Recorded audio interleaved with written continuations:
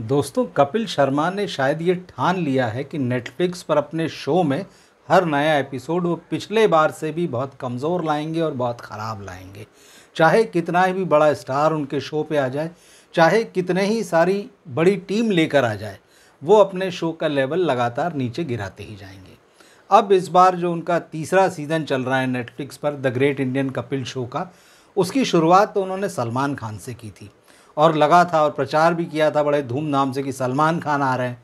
हालांकि सलमान खान का वो स्टारडम तो रह नहीं गया जो किसी ज़माने में था, और अब सलमान खान के नाम से जब थिएटर में देखने के लिए भीड़ नहीं जा रही है तो कपिल शर्मा का शो कितना देखेगी।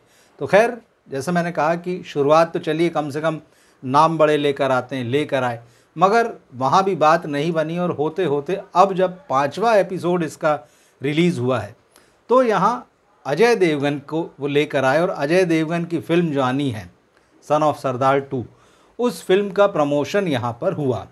अब आश्चर्य की बात है कि कपिल शर्मा, जो कि लाफ्टर के लिए जाने जाते हैं और ख़ुद को सबसे बड़ा, एक तरीके से लाफ्टर का किंग भी कहते हैं, वो कहीं भी उनके शो का सेटअप देखकर आपको ये नहीं लगता है कि ये हंसाने के लिए बनाया गया है।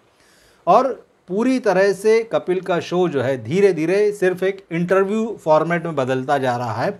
बस ये होता है कि कपिल शर्मा के साथ के जो लोग हैं, सुनील ग्रोवर हैं, अभिषेक हैं, कीकू शारदा हैं, ये लोग आते हैं, थोड़ी बहुत कॉमेडी वगैरह करके चले जाते हैं। लेकिन क्या ये वाकई कॉमेडी का शो है? कपिल शर्मा को सोचने की ज़रूरत है। इस एपिसोड को जब मैंने देखा, 5वें एपिसोड को, जिसमें सन ऑफ सरदार 2 की टीम आई थी, हालांकि इसमें 20 सितारे हैं, कहा जा रहा है 20 सितारे से मतलब 20 जाने पहचाने चेहरे हैं, लेकिन कहीं भी लगा नहीं कि अगर कपिल के शो में आए हैं और ये कॉमेडी फिल्म की टीम है। अजय देवगन ज़रूर थोड़ा सा अपनी बातों से कुछ पिंच करने की कोशिश करते रहे, लेकिन उसके अलावा किसी मौके पर ऐसा नहीं लगा। आप सोचिए, यहाँ कुबरा सैद थी। अब कुबरा सैद को कितने लोग जानते हैं, कितनी बड़ी वो स्टार हैं, क्या उनकी वजह से लोग इसको देखेंगे? यहाँ पर मृणाल ठाकुर नज़र आई। कपिल शर्मा वही पुराने फॉर्मेट में थोड़ा बहुत उनसे फ्लर्ट करने की कोशिश करते रहे, कुछ नहीं हुआ। यहाँ पर दीपक डोबरियाल आए। दीपक डोबरियाल, उनके साथ ऐसी कोई बातचीत थी नहीं और ना ही उन्होंने कुछ ऐसी बातें करी जिससे आपको लगे कि यहाँ हंसी आएगी किसी को। उसके अलावा दारा सिंह के बेटे विंदु, उनको भी बुलाया, वो भी आए। उनके साथ साथ संजय मिश्रा भी यहाँ पहुँचे, सीनियर एक्टर। उन्होंने बताया कि अजय देवगन मुझे बुढ़ा कह के बुलाते हैं। उनके बुढ़ापे पर बातचीत हुई कि कभी उनको जवान ही नहीं देखा।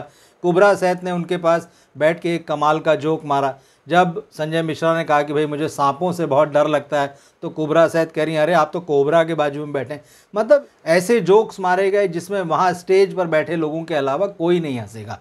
और आप जानते हैं कि अर्चना पूरन सिंह और नवजोत सिंह सिद्धू, इन्हें हंसने के पैसे मिलते हैं। तो इनका तो काम ही यही है कि कोई भी बात हो तो आप ज़ोर से ठहाके लगाओ और दे ताली बोलो और ठोको ताली बोलो, और उसके बाद में पीछे जो ऑडियंस बैठी है ये उनके लिए इशारा है कि भाई अब आपको हंसना है, अब आपको चीयर करना है, इस तरह से। तो ये पेड होने के बावजूद पूरा मामला जो है कहीं से कहीं तक इसमें रंग जमता हुआ नहीं दिखाई देता है। अब सोचने वाली बात यह है कि कपिल के शो पर अगर इस तरह का फिल्मों का प्रमोशन होगा तो उससे ना तो कोई फिल्म को फ़ायदा होने वाला है और ना ही कपिल शर्मा के शो को कोई फ़ायदा हो रहा है। कपिल शर्मा, हर आदमी आता है आजकल उनके शो पर, अरे तुम तो बहुत दुबले हो गए हो, अब तो तुम्हारी गर्दन दिखाई देने लगी, अब तो तुम्हारी नाक लंबी हो गई है। अब ये सारी कॉमेडी चीज़ें चल रही है। कपिल अपने अंदाज में बीच बीच में इस तरह से बात करते हुए कहीं कहीं बिलो द बेल्ट होने की कोशिश करते हैं, लेकिन फिर उसके बाद समझ जाते हैं, उनको याद आ जाता है कि इस बात के लिए उनको पिछले कुछ समय से सबसे ज़्यादा क्रिटिसाइज़ किया जा रहा है। उनको याद दिलाया जाता है कि भाई फैमिली ऑडियंस भी आपको देख रही है। लेकिन हकीकत यह है कि समय बदल चुका है और कपिल को अब कोई ऑडियंस नहीं देख रही है। फैमिली की बात तो जो है वो बहुत दूर की है। एक और भ्रम जो इस शो में भी नज़र आता है और पिछले कुछ दिनों से लगातार हम देख रहे हैं, कपिल और उनके साथ में जो लोग आए हुए हैं वो ये कहते हैं कि भाई कपिल का शो जो है अब 190 से ज़्यादा देशों में देखा जाने लगा है। अब आप सोचिए कि सन ऑफ सरदार कितने देशों में रिलीज़ होने जा रही है। क्या ये 190 देशों में रिलीज़ होने जा रही है? अगर इस फिल्म को आप इस शो पर प्रमोट कर रहे हैं तो क्या 190 देशों का ऑडियंस जो है वो आपको जानता है, या इस शो में देखने के बाद में वो आपकी फ़िल्म का इंतज़ार करने लगेगा? मतलब ये पूरा शो जो है कॉन्सेप्ट से लेके आइडिया के लेवल पर एक तरीके से लगातार नीचे गिरता चला जा रहा है। और उसके बाद जब शो ख़त्म होता है तो कपिल बताते हैं कि भाई अगली बार कौन आने वाला है। तो इस बार आप देखेंगे तो आप हैरान रह जाएंगे कि मतलब लेवल जो है अब OTT से भी नीचे चला गया है। मतलब वो यूट्यूबर जो कि यूट्यूब पर बैठकर इंटरव्यू लेकर अपना धंधा चला रहे हैं किसी तरीके से, कपिल शर्मा अब उनमें से 3-4 लोगों को अपने शो के अगले एपिसोड में बुलाने जा रहे हैं। सोचिए बात कहाँ से चली थी, बात चली थी Bollywood top star, super stars, बड़ी बड़ी फिल्में या अलग अलग फिल्म इंडस्ट्री की जो अलग अलग फील्ड्स हैं, डायरेक्टर हैं, सिंगर हैं, राइटर हैं, कॉमेडियंस हैं, एक फॉर्मेट बना के वो काम कर रहे थे। मगर नेटफ्लिक्स पर आने के बाद ये हाल हो गया है कि अब होते होते लेवल यूट्यूबर्स पे आके पहुंच गया है और यूट्यूब पर जो लोग अपना चैनल चला रहे हैं उनके इंटरव्यू लेकर कपिल शर्मा अपने इस शो को चलाने की कोशिश कर रहे हैं। कुल मिलाकर कपिल का ये शो इस तीसरे सीज़न में आप देखेंगे तो आपको एक ही बात समझ में आएगी कि हर हफ्ते नए लोग को टच करता है, नए लोग का रिकॉर्ड बनाता है।